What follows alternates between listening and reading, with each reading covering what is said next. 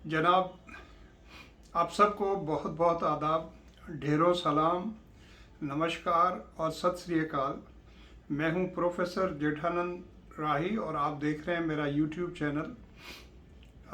आज जिस टॉपिक पर मैं आपसे बात करने जा रहा हूं वो मेरी ज़िंदगी से मुतालिक है और मैं आपको बताना चाहता हूं कि मैं टीचर कैसे बना, मतलब how did I become a teacher.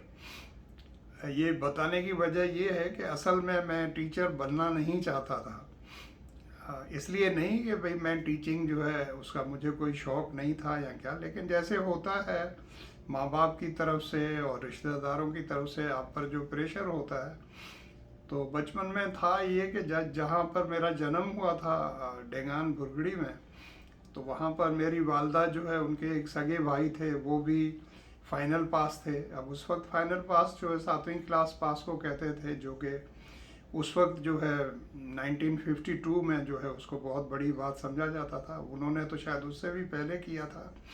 ये मेरे जन्म का साल है। तो दूसरे मेरे एक मामू थे, वो जो है वो इरिगेशन डिपार्टमेंट में दरोगा थे। तो अब वो जहाँ पर वो दरोगा थे तो अब वहाँ तो उन्होंने यही देखे थे ना, इरिगेशन के चीफ इंजीनियर हो गए या एसडीओ हो गए या दूसरे इरिगेशन के ऑफिसर्स को देखा था। तो उनके मन में तो ये था कि एजुकेशन मतलब ये है कि सिविल इंजीनियर बंदे को बनना चाहिए और फिर जो है उनके मज़े हैं और ये है, जैसा कि कंसेप्ट होता है। मेरे एक और मामू थे, वो भी बिजनेसमैन थे, और मेरे जो मामू हैं मेरी वालदा के जो भाई थे वो भी बिजनेसमैन थे। तो वो उनके जहन में जो है, मेरी वालदा के जहन में भी, और इसी तरह हमारे कज़न्स जो मेरे कज़न हैं वो तो दोनों इंजीनियर बन गए, उनके जहन में भी ये बात डाली गई थी कि भाई आपने जो है वो इंजीनियर ही बनना है। तो अब उसी तरह जो हमें भी कहा गया कि भाई आपने जो है वो मैट्रिक पास करना है, फिर 11वीं 12वीं का इम्तहान देना है। तो हमने उनकी ख्वाहिशात के मुताबिक जो है 11वीं 12वीं क्लास में जो है इंजीनियरिंग के सब्जेक्ट्स लिए, और जो है 11वीं क्लास में तो जो फर्स्ट क्लास आ गई। अब उस वक्त फर्स्ट क्लास जो है वो आपको पता है बड़ी बात होती थी, 60% और अबव जो है वो फर्स्ट क्लास होता था। तो फर्स्ट क्लास आ गई, और सेकेंड ईयर में जो है फिर कुछ ऐसे हालात हो गए, वो कुछ ऐसे पर्सनल हालात हैं जो शेयर करना मुनासिब नहीं होगा यहाँ पर, क्योंकि सब लोग सुनते हैं, छोटी उम्र वाले भी और बड़ी उम्र वाले, तो मुनासिब नहीं है। लेकिन 1-to-1 जो है मुझे कोई अपने स्टूडेंट से या किसी से भी डिस्कस करने में कोई आर नहीं है, क्योंकि उसके अंदर भी एक सबक है और एक लेसन है। तो मैं फिर 12वीं क्लास का जो पूरा साल है उसके दौरान जो है वो मैं अपनी जो पढ़ाई है उस पर सही तरीके से ध्यान नहीं दे सका। तो उसका नतीजा ये हुआ कि बज़ाहिर मैंने किसी को ये फील नहीं होने दिया, क्योंकि सारी क्लासेस भी अटेंड करता था, सारे प्रैक्टिकल्स भी अटेंड करता था, सब कुछ अटेंड करता था। तो लेकिन जब इम्तहान हुआ, तो जब इम्तहान में जाकर बैठे तो बज़ाहिर सारे पेपर भी मैंने, सब पेपर्स में भी अपीयर हुआ।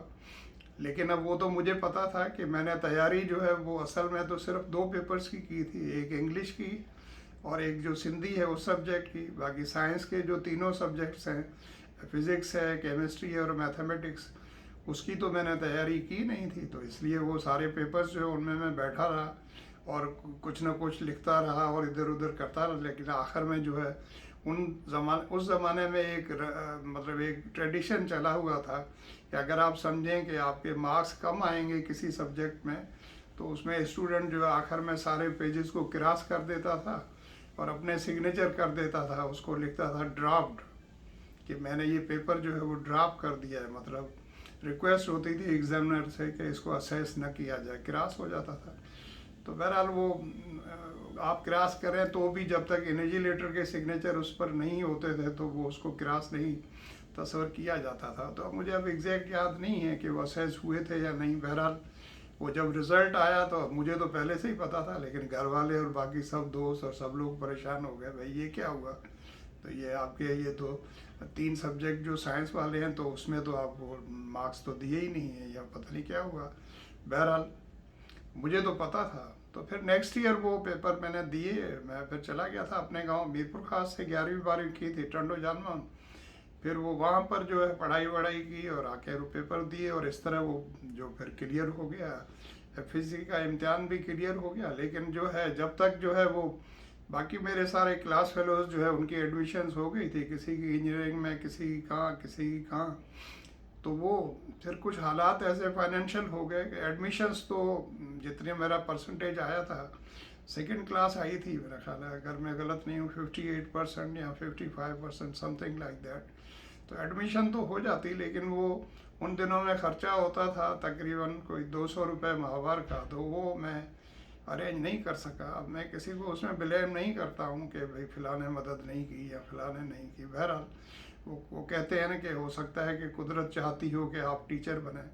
तो फिर मैं इस तरह जो है वो वापस गाँव चला गया टंडो जामनमंद, और वहाँ पर जो है 2 साल तक जो है वो डिफरेंट जॉब्स करता रहा, जिन्हें आप ऑड जॉब कहें या जो भी जॉब मिला वो मैंने किया। और साथ ही साथ प्राइवेट कैंडिडेट की हैसियत से जो है वो बीए पार्ट 1 और बीए पार्ट 2 कर लिया, और इस तरह ग्रेजुएशन कर ली। और फिर बाद में जब मुझे मौका मिला तो मन में तो ये थी कि कुछ ना कुछ करना है आगे, इससे तो काम नहीं चलेगा।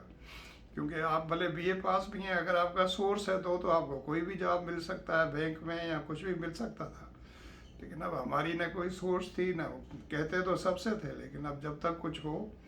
तो फिर वो एमए इंग्लिश का जो है वो धुन एक दिमाग में थी, क्योंकि एक टीचर थे वहाँ पर हमारे टंडो जान मोहम्मद में जो कन्हैया लाल साहब इंग्लिश के। तो वो बड़ी ड्रेस जो है वो सफ़ेद वाइट कलर की जो है पूरी ड्रेस पहनते थे, शूज़ भी वाइट पहनते थे, सॉक्स भी वाइट, खुद भी उनका कलर भी काफ़ी फेयर था। तो कन्हैया लाल साहब राधन के थे और इंग्लिश के प्रोफेसर थे, पोजीशन होल्डर थे यूनिवर्सिटी में, फर्स्ट क्लास फर्स्ट थे। तो इंग्लिश डिपार्टमेंट तो फर्स्ट क्लास फर्स्ट लेना तो बड़ी बात होती थी। तो उनसे हम बड़े इंस्पायर होते थे। उस वक्त हम 10वीं क्लास में थे, 9वीं 10वीं में, तो उनको देखते थे। तो कभी कभी दिल में ख्याल आता था कि हम भी इस तरह जो है इंग्लिश के लेक्चरर बन जाएं। तो वो कुदरत को हो सकता है वो लम्हा कबूलियत होता है, वो बात कबूल हो गई। तो वो फिर इस तरह जो एमए इंग्लिश में एडमिशन ले लिया 1975 जनवरी में। और मेरे दोस्त फयाज़ अहमद ख़ान जो है उन्होंने मुझे 2 साल सपोर्ट किया फाइनेंशियली। तो अगर वो सपोर्ट नहीं करते तो मैं नहीं पढ़ सकता था, क्योंकि हम अपने तौर पर तो इतने पैसे उस वक्त अफोर्ड नहीं करते थे, पेरेंट्स गरीब थे। और जब तक मैंने शादी भी करवा ली थी घर वालों ने मेरी 1972 में, तो ये बात कर रहा हूँ जनवरी 75 की। तो अब सारे घर के लिए उनको भी अपने खर्चे की ज़रूरत थी। बहरहाल वो 2 साल गुजर गए फयाज़ की हेल्प से। और इसी तरह जो है वो सिंध यूनिवर्सिटी में मैंने अपना एमए इंग्लिश जो है उसको क्लियर कर लिया। न सिर्फ क्लियर किया बल्कि पूरी यूनिवर्सिटी में जो है सेकंड पोजीशन आई। न सिर्फ पूरी यूनिवर्सिटी में बल्कि कराची को छोड़कर बाकी पूरे सिंध में जो है वो सेकंड पोजीशन आई थी। क्योंकि सिंध के अलावा जो है मतलब जो कैंडिडेट्स अपीयर होते थे उस वक्त इस्लामिया कॉलेज सखर जो वहाँ पर भी जो है एमए इंग्लिश की क्लासेस होती थी। तो वो सारे स्टूडेंट्स भी और सिंध यूनिवर्सिटी के भी और प्राइवेट तौर पर अगर किसी की जो अटेम्प्ट करते थे वो भी शामिल होते थे। बहरहाल तो इस तरह फिर to cut short the story, फिर वो कुछ अरसे के बाद जो है गवर्नमेंट ऑफ सिंध के इंटरव्यूज़ हुए। तो वहाँ पर जैसे होता है, आपको पता है कि किसको सिलेक्ट किया जाता है। तो हमारा तो कोई था नहीं, ना पीछे धक्का लगाने वाला, ना कोई सिफारिश वाला, ना कोई। तो फिर वो कैडेट कॉलेज पिटारो में जो वैकेंसीज आई और वहाँ पर मैंने अप्लाई किया। और सितंबर में जो है वो, अगर मैं गलत नहीं हूँ तो 20 सितंबर 1977 को मुझे इंटरव्यू की कॉल आई। संडे का दिन था, तो मैं इंटरव्यू के लिए पहुंचा सुबह 9 बजे नूर मोहम्मद हाई स्कूल हैदराबाद में। तो वहाँ पर जो है कैप्टन शुक्रुद्दीन साहब मरहूम जो है वो थे, और हमारे जो है इंग्लिश के जो है प्रोफेसर अपने जो है जो तारिक मुस्तफ़ा ख़ान वो थे, और शमीम साहब प्रोफेसर जो है इस्लामियात के वो भी थे, और मरहूम जो है अपने कलीम साहब जो है वो भी थे एडमिन ऑफिसर। और जो है एजुकेशन डिपार्टमेंट से जो है वो हमीद साहब जो है, हमीद सिंधी साहब, वो डायरेक्टर हो सकते, डायरेक्टर कॉलेजेस वो भी थे। इसी तरह एक दो और भी मेंबर्स थे। तो उनका बोर्ड पूरा बना हुआ था। उसमें मेरा इंटरव्यू हुआ, तकरीबन 40 मिनट तक इंटरव्यू हुआ, और उनको पसंद आ गया, मेरी बात उनको अच्छी लगी, या उनको चूज़ कर लिया, उन्होंने मुझे सिलेक्ट कर लिया। और वहीं का वहीं उन्होंने मुझे बता दिया कलीम साहब ने बाहर आकर। और इस तरह जो है वो मेरी सिलेक्शन हो गई और फिर जेठानंद जो है बजाय एक इंजीनियर बनने के आप सब लोगों का टीचर बन गया, पिटारो का टीचर बन गया। और मैं अपने तौर पर समझता हूँ 100% दिल के साथ कि अगर इंजीनियर बनता तो ज़्यादा से ज़्यादा क्या कर लेना था। अगर मुझे तो मैं अपने तौर पर तो समझता हूँ मैं कोई पैसा वैसा हेरा फेरी तो हो सकता है, ना हो सकती, और उसका नतीजा ये होता कि सारे सीनियर्स नाराज़ हो जाते और पता नहीं फिर कैसे नौकरी होती या नहीं होती, क्या होता। तो बहरहाल ज़्यादा से ज़्यादा अगर कोई इधर उधर से हरामखोरी भी लेफ्ट राइट वाला खुद ही दूसरे करके दे देते, भी 2 रुपये कमा लेने थे, करोड़ बना लेने थे, क्या होता। लेकिन मैं समझता हूँ पिटारो में आकर और टीचर बनकर जिस तरह मैंने अपने बच्चों को पढ़ाया, मैं समझता हूँ कि मैंने अपने तौर पर जो है बहुत अच्छा जो है पूरे दिल के साथ पढ़ी, मेहनत की। और मेरे सारे स्टूडेंट्स जो हैं इस चीज़ के गवाह हैं, और मोस्टली वो सब कहते भी हैं कि सर आपने बड़ा अच्छा पढ़ाया। पढ़ाई अपनी जगह पर होती है, लेकिन असल में ये होता है कि आप अपने रवैये से और अपने तौर तरीके से और अपने बिहेवियर से अपने स्टूडेंट्स को किस तरह मोटिवेट करते हैं या उनको इंस्पायर करते हैं ताकि वो अच्छे इंसान बन सकें। देखें ना, सिर्फ ये तो नहीं कि आपने नौकरी बड़ी कर लेनी है और पैसे बहुत कमा लेने हैं, या जैसे मेरे स्टूडेंट्स जो हैं पूरी दुनिया के अंदर हैं तो वहाँ डॉलर्स बड़े कमा लेने हैं, गाड़ियाँ बड़ी ले लेनी है, बड़े बड़े घर ले लेने हैं, लेकिन अगर आप इंसान अच्छे नहीं हैं तो फिर उस सब का क्या करना। तो मुझे बड़ा अच्छा लगता है कि मेरे स्टूडेंट्स मोस्टली जो है उन्होंने मेरी सारी बातों से जो है सबक सीखा है, और वो सब लोग माशाल्लाह बहुत अच्छे हैं। Thank you so much for watching. और अगर मेरी वीडियो आपको अच्छी लगे तो ज़रूर शेयर करें, स्पेशली पिटारियन के साथ और हयातिन के साथ, क्योंकि पिटारो के बाद 2 साल मैंने हयात गर्ल्स कॉलेज हैदराबाद में भी पढ़ाया था। तो अगर आपने अभी तक मेरे चैनल को सब्सक्राइब नहीं किया है तो आप इसे ज़रूर सब्सक्राइब करें और बेल आइकन को प्रेस करें, इसको शेयर करें और लाइक भी करें। Love you all. आप अपना और अपनी फैमिली का बहुत ज़्यादा ख्याल रखिएगा। Good bye.